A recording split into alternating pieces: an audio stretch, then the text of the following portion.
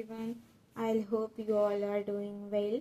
So let's start hemiplegia in pathology of BSc nursing second year. So let's start. Hemiplegia is a medical condition. Hemiplegia एक medical condition है characterized by paralysis on one side of the body, either left or right. तो हीमिप्लेजिया एक medical condition है जो कि किससे characterised होती है, इसके कैरेक्टरिस्टिक्स क्या है, जो पैरालाइज हो जाता है one side of the body, या तो वो लेफ्ट साइड हो सकती है या तो वो राइट साइड हो सकती है ना। आई होप इतना क्लियर होगा। It typically result from damage to the brain. तो ये किससे रिजल्ट होता है, ये किसके कारण होता है, हमारे ब्रेन में डैमेज के कारण से होता है। और स्पाइनल कॉर्ड, तो हमारे ये किसका रिजल्ट है, hemiplegia, damage to the brain and spinal cord. हमारे ब्रेन और स्पाइनल कॉर्ड में डैमेज हुआ जिसके कारण से हमें हेमिप्लेजिया कॉज हुआ है ना। फिर हम देख लेते हैं आगे क्या लिखा है। And affects motor function, motor function को अफेक्ट करता है। मीनिंग दी अफेक्टेड पर्सन में have trouble moving the arm, leg, sometimes the face on one side. तो अब अफेक्टेड पर्सन को क्या क्या ट्रबल देखने के लिए मिलता है, मूविंग द आर्म में, है ना, आर्म मूव करने के लिए ट्रबल देखना पड़ता है, लेग्स में, sometimes face on one side, face को वन साइड करने में भी उसको दिक्कत परेशानी होती है। तो आई होप आपको इतना क्लियर होगा कि इसमें क्या लिखा हुआ है।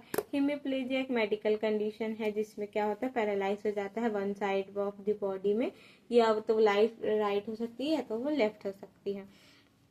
सेकेंड ग्रीन पैरा में ये लिखा हुआ है कि ये क्यों होता है, टिपिकली क्यों होता है, जब हमारे ब्रेन और स्पाइनल कॉर्ड में डैमेज हो जाता है उसके कारण से होता है, जिसके कारण हमारी मोटर फंक्शंस अफेक्ट होते हैं। हाँ, और जो पर्सन होता है उसमें क्या क्या ट्रबल देखने को मिलता है, वो आर्म, लेग, है ना, वो मूव नहीं कर पाता है, उसको फेस मूव करने में भी प्रॉब्लम्स होती हैं।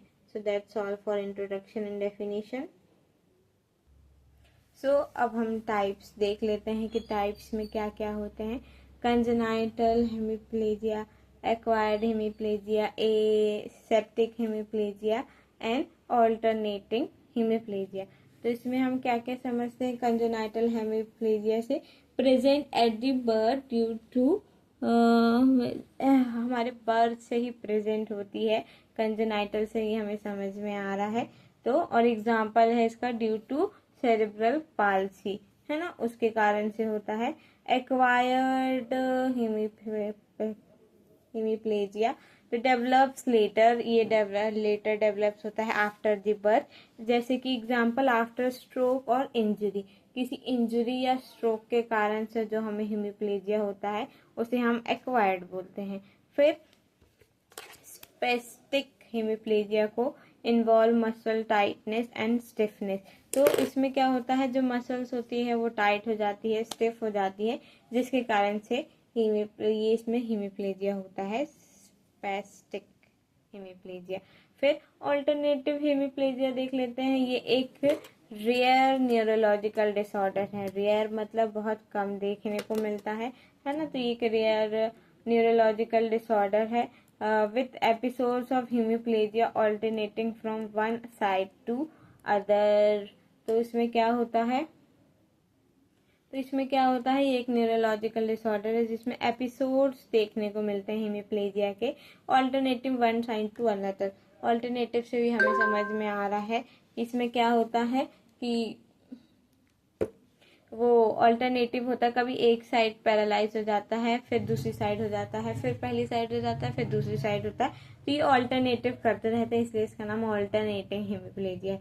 आई होप आपको 4 टाइप्स क्लियर होंगे। कंजेनाइटल बर्थ में, एक्वायर्ड बर्थ के बाद कभी भी स्पेस्टिक, जो हमारी मसल्स में स्टिफनेस और टाइटनेस आ जाती है उसके कारण, ऑल्टरनेटिव कभी एक साइड पैरालाइज हो जाती है, कभी दूसरी साइड पैरालाइज हो जाती है।